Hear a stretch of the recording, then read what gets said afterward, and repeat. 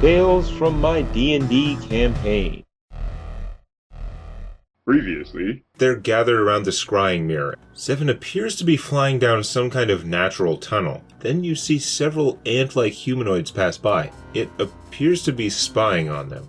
What's it doing in the Feywild? I was just going to teleport to it. Not in the Feywild, you aren't. I'm gonna true seeing her, see what happens. Huge f***ing blue dragon. She's a f***ing dragon! And you know nothing of where he is? My dad? I don't even know if he's still alive. I have an amulet in my possession. I was hoping that Fadir and I could recharge it in some fashion, returning it to its former power, so I could use it to assert myself and return to my lands. So, help or hinder, what do we do? Is there any potential for her to destroy or damage the ley line? Seems unlikely to me. And frankly, at this point, my curiosity has peaked. That's what I'm thinking. Maybe we help her on the condition that she lets us examine the amulet. Yeah. And she may be able to reward us. dragons do tend to have treasure hoards. I think we can work something out. But he needs to study the amulet. Make sure it won't damage the ley line. Damage the ley line? I've never heard of such a thing. There was an incident just last week. Bad guy.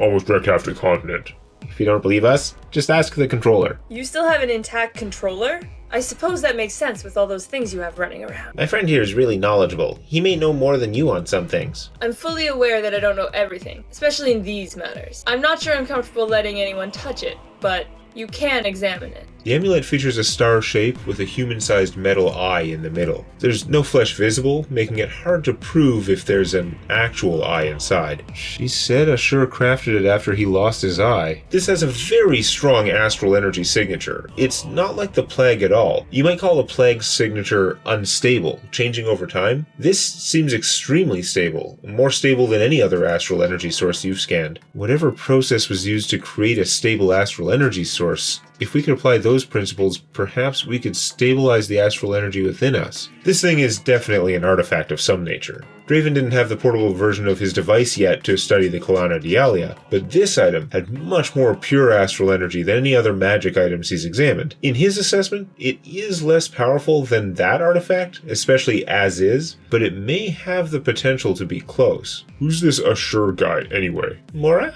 Ashur is another legendary figure, not as famous as the Smith, but from only a little while later than his era. Back in that age where some heroes were harder to typecast as a warrior or a wizard, he was just a powerful guy who did incredible and dangerous things, who had slain at least a couple dragons and adventured in both the true Underdark of the Shadowfell and the lesser underground spaces of this plane. He's often associated with the god of heroism, Marduk. There's definitely an old story about him losing an eye, but I don't recall the specifics. I'll have to look into it. He was human? According to her stories. So, is this amulet good for us? They managed to stabilize the energy into this amulet. Maybe we can copy that process. Well, it depends. Maybe they made it out of energy which was stable to begin with. Even though the amulet's primarily made from astral energy, it does look like it could use the fire elemental energies of the ley line as well. What you're seeing is consistent with Myelana's story that it was forged here. I think we can let her use the ley line, as long as we watch. I'm fine with it. Whatever you guys want to do. I'm okay, cause I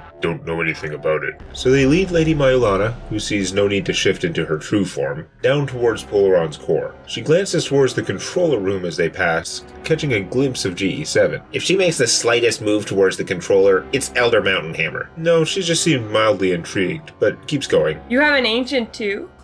Interesting. Is something going on? We met a dragon who wants to recharge an amulet to kill another dragon. A dragon? GE7's eyes are a fixed size. They don't physically adjust or anything, but something in the way he tilts his head gives the impression of arching an eyebrow. You're saying she's a dragon? Yes, Daggerface, she's a dragon. Well, nobody came right out and said it. How did you know about controllers? As they approach the secondary armory, Myelana explains that she'd been researching the ley lines and Itaran facilities for some time. The information is out there, if you look hard enough. Masa, we'll be back for you after we conduct some business. Yes, my lady. If we're allies now, or at least not enemies, we can untie him. Myelana seems to have accepted that Fadir's death was a consequence of taking a bad approach to the whole situation. But the impression that they get is that she doesn't want to dwell on her own mistakes. Not that the PCs have much chance of winning a sense motive roll against the dragon. In hindsight, she must have been extremely thrown off to tunnel through the hardened lava only to encounter the clear, to her powerful senses, scent of her ex-lover Darius. As she had tried to sort out her emotions and figure out how this could be, she'd simply told her minions to handle the situation, letting Fadir take charge, and even when called upon to pretend to be a hostage, a role she had performed flawlessly despite distraction, thanks to her ludicrous charisma skills, right down to playing dead when struck, even then, she had lacked the situational awareness to realize when she should have transformed, either to force a proper negotiation, or to blast the hallway into a smoldering cauldron of ozone with her breath weapon. When she realized Fadir was going to die, it was already too late. Lying on the ground, she saw the coup de grace with her blind sight, and at that point, continuing the hostage masquerade was less of a Xanatos gambit than just rolling with an incompetently bungled situation. As you reach the portal room, which she had already seen in her archaeologist guise, she takes in the surroundings again, then looks down at her amulet. This would be a lot easier with Fadir. You want him? That's the dead one. Yeah. You want him? We can speak with dead. Speak with? We can raise dead. You're strong enough. I can. Well, not today. You'd have to memorize it. And the component... You can raise the dead. You're able to raise dead. If you can do such a thing, it would definitely be worth my while. Just have him not attack Angel, because that's just a bad idea. It does take a diamond worth at least 5,000 gold. Yep. First things first, though. As they start trying to work out the details of restoring the full power of the Eye of Ashur, it becomes apparent that Lady Myelana has a very broad, but fairly shallow knowledge of Arcana. She does have much deeper knowledge of one or two specific topics, which aren't this. She only knows roughly the process Fadir had planned, but at least she has the terminology, the right technobabble, to discuss it with Draven and the others. The amulet is going to have to be attuned to the energy. You can imagine this confluence of ley lines as containing a broad spectrum of magic, mostly fire elemental magic, flowing in from different parts of the globe. You'll need to narrow that down to get the right part of the spectrum, the same frequency used in its forging. The resonance frequency. I can use my gizmo to help filter that and find the sweet spot in the ley line. Is this going to shut down the power? Draven, Angel, and Mora plan out a procedure for the ritual. Trying to sift out all the needed energy from the noise would be very difficult and probably dangerous if done rapidly. It's both less complicated and less dangerous to filter the energy slowly over the course of about 48 hours, and, at the same time, drawing it in a slow, controlled fashion should definitely have no impact on Polaron's power generation, according to the controller. As Draven constructs some temporary apparatus for the project, using his prismatronic device to take frequent measurements of the energies and of the amulet, he finds that the Eye of Ashur needed a mix of frequencies from multiple ley lines, confirming that it could only have been forged here. Perhaps this legendary Ashur had stood in a cavern near this very spot before the Atarans ever discovered this place. Obviously, by this point, she's let you handle the amulet. She's watching you work and helps you out a bit because she does have a lot of knowledge about the arcane properties of this specific artifact. However, she does sleep, and over the course of a 2-day procedure, she does get bored and wander off at times. And since Amasa's release, he just sticks by her side. That means you can probably sneak in a proper identify spell. Oh, I'm totally doing that. Its most basic powers include +4 con, +2 resist to all saves, all wearers' natural weapons gain Bane Red Dragons. Wow, very specific. Yes, normally Bane would apply to all dragons, so it didn't have to be made this narrow, but it seems that this was originally twice as powerful as normal Bane. There's like double Bane Red Dragons, but it has faded with time. It also has a power that when you cast a level 1 spell, you can cast a different level 1 spell on the same target as a free action. The first time in a day is completely free. Each additional time you use it costs +3 hit points of unpreventable damage, so 0, 3, 6 hit points, etc. Also, once per day, you can do that with second level spells. You're sure it has other, less obvious powers, but you'd need a lot more time to study and research it after it has been empowered. At the Basilica, a whole bunch of people are researching the Colonna Dialia, and last you heard, they didn't know much more than your Identify spell had given. Should we give it back? Maybe Draven can copy it. Probably not.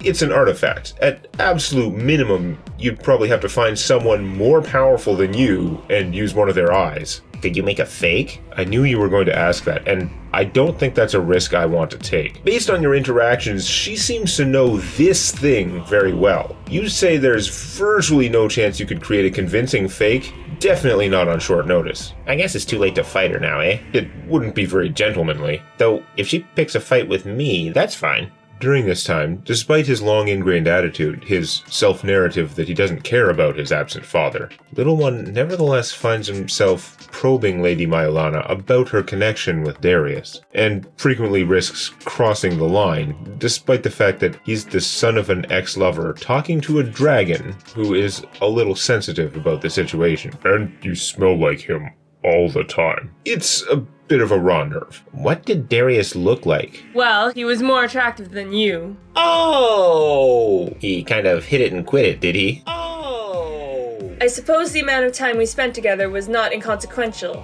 for a human. Nevertheless.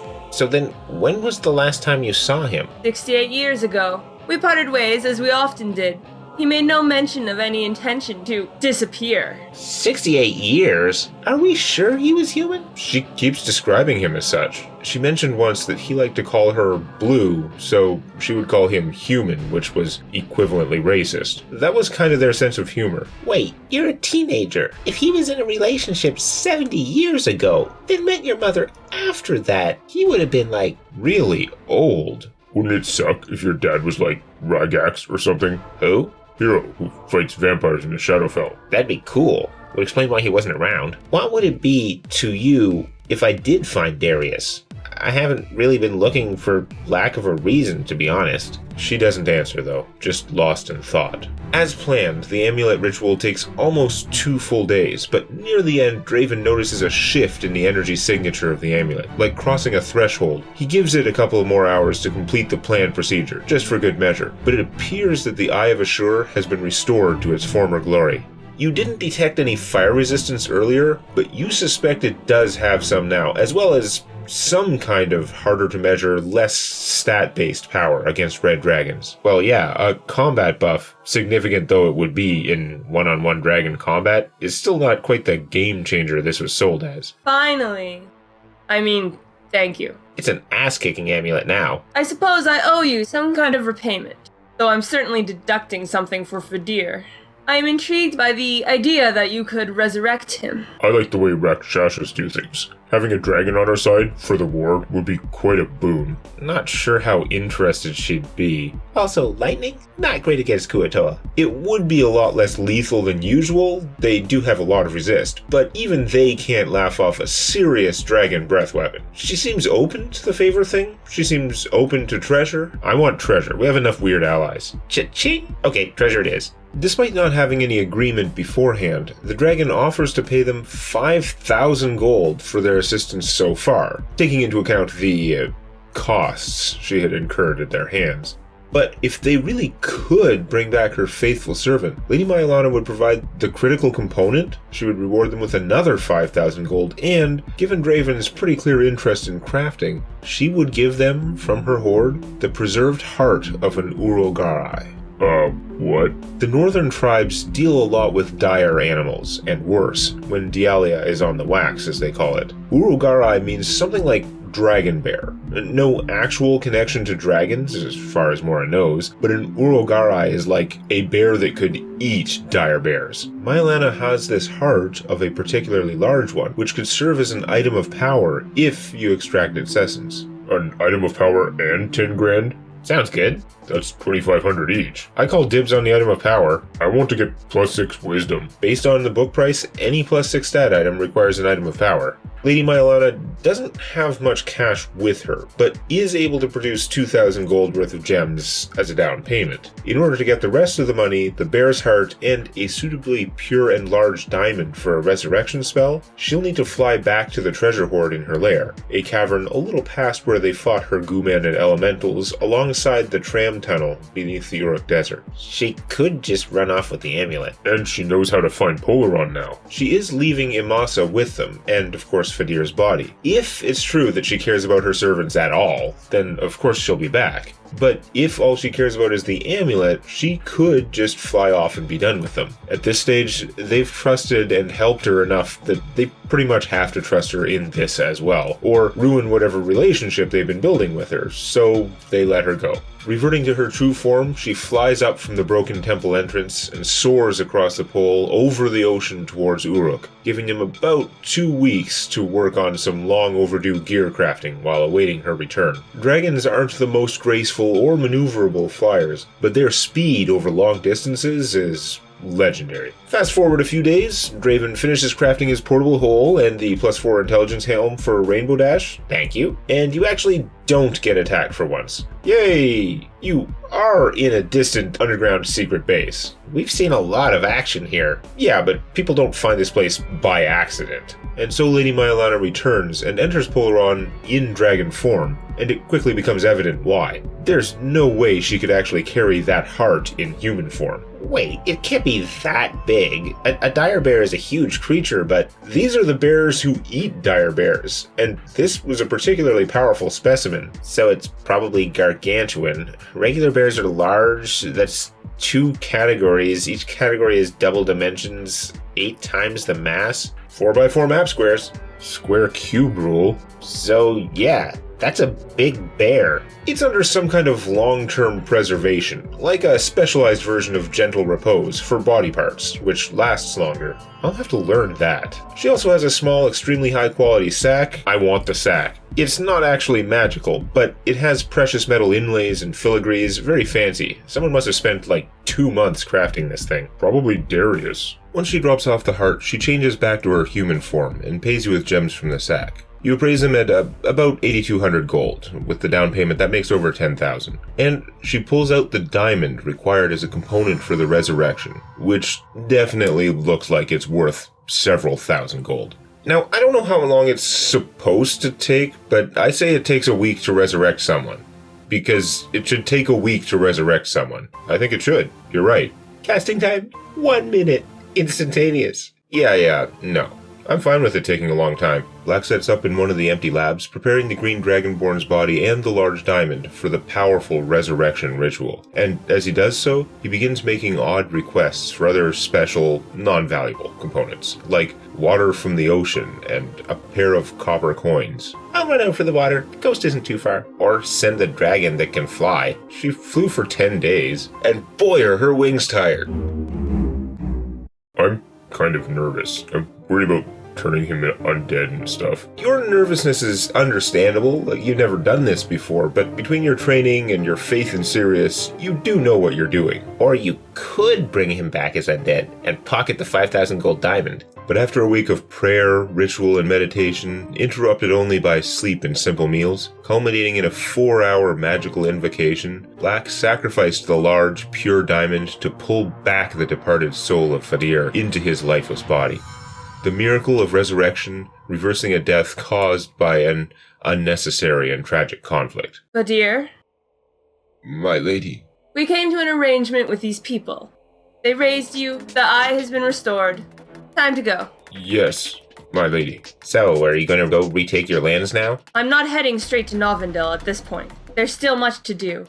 But now that I have this, I can begin to rally allies, persuade certain dragons and other creatures who would otherwise never dare to oppose Azarathrax, or the old lords backing her. They watched Lady Myelana fly off for the second time, this time carrying her 2 servants. And then they moved on to the next order of business. Business which had been put off and delayed and prolonged far too long.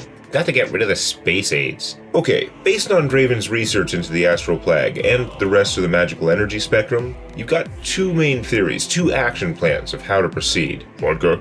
3 theories. We'll put a pin in that last one, but the other 2 theories? Draven hasn't worked these out completely yet, but you believe one of these paths should be able to finally get rid of the plague. Theory A, the first concept you have is a little fuzzy. but though there may be significant risks, it has the advantage that you could try it now.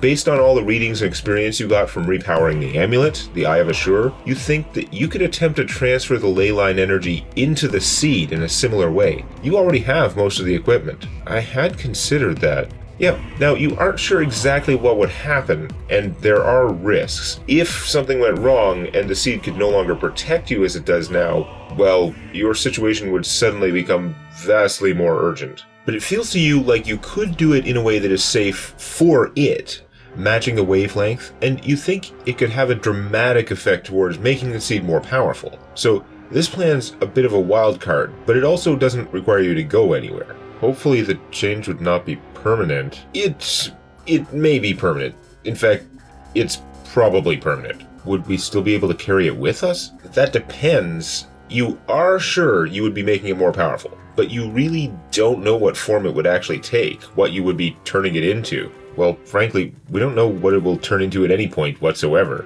The seed is starting to fade again. Based on the last time, you figure you should have at least a month, and maybe longer. You don't know because you never did reach the failure point before the Rajas boosted it. We really need to get rid of this plague. What's the other theory then? Theory B involves capturing an incorporeal undead of some kind. Preferably a powerful one, but you're pretty sure you could make it work with just about any incorporeal undead. This will require finding or building a device which could capture a weakened creature of that type, basically a Ghostbusters style trap. Maybe. You fought one in the Shadowfell before, and your theory is that those beings are very close in composition to an immortal spirit in many ways, but the undead are far easier to manipulate. As long as you aren't too squeamish about what you would do to this remnant of a once living creature, you have some ideas on how you could use this spirit-like nature as part of some ritual or device to form a bridge between the astral energy and some physical vessel, allowing you to siphon the plague out of yourselves. That one dovetails nicely with our plan to go to the Shadowfell and to rescue a priest who happens to be an expert in handling, releasing, and exterminating spirits of the dead. That seems like the right person to ask for help in finding or crafting a trap, not to mention in finding a spirit. It sounds like A is the most achievable, but I really like B for a variety of reasons. So your plan B, is to take a creature that through evil and horrible magics has been enslaved in death by another creature. Zahir would tell you that there are many ways spirits can become lost that don't all involve some deliberate evil act. And take this thing and use it to funnel our death energies into who knows where? It's not death energy. It's related to the energy used by immortal spirits and gods. It's killing us. Call it whatever you want. Dangerous energy. But however it happens, these things are created against their will. Like that undead dragonborn we fought at Mum's place. I don't see how it's any different from other slavery. I think many of them are probably murderers and other bad people. Plus, either way, I'm hoping it would be destroyed in the process, therefore setting things right in the universe. I'm sure our buddy would agree. That's a bit of a long stretch in a justification. No, I've got all the math right here. I'm way more sure about this than rolling the dice on the seed sprouting plan. Do all the math you want. It's still enslaving something for our own purposes. I'm up for it. Yeah. We all know Angel's moral compunctions. It's like slaughtering livestock for food. This is slaughtering livestock for medicine. Is it going to be a painful experience for the ghost? You're not sure if ghosts experience pain.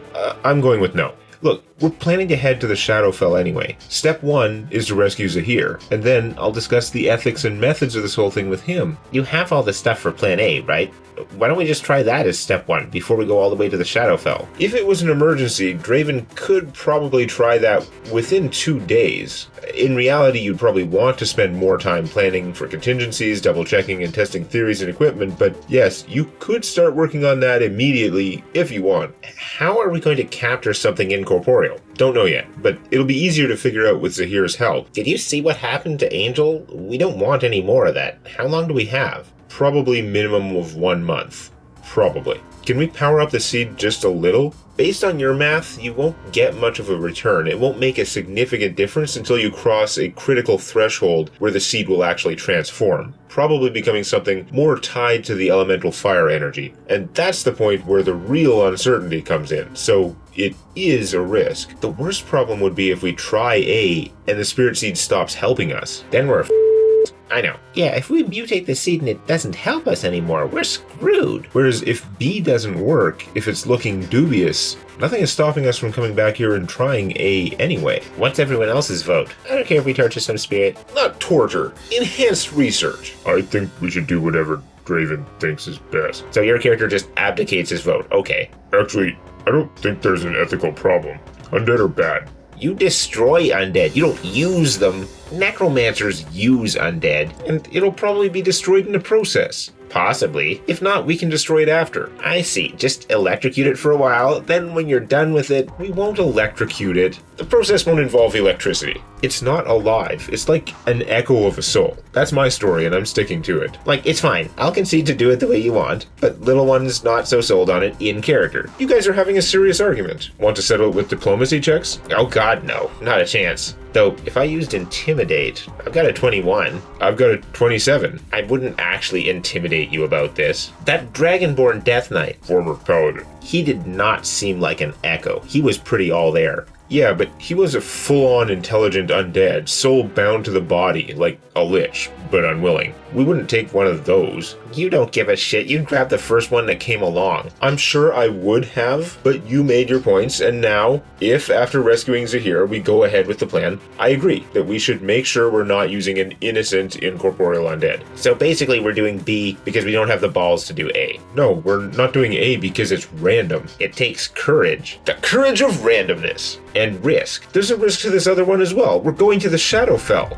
That's a risk, but the other one is just throwing dice and hoping it works. La la la la la. It's based on all these unknowns. It's random. That's not bravery, it's just stupid. One risks our physical bodies, the other risks our moral code. It doesn't yet. Little One would rather risk his body than his moral code. He doesn't understand this stuff as you do. Alright, let's go risk your physical body in the Shadowfell. They've dealt with every kind of weird thing that's come their way, but it's finally time to get back to some old school adventuring.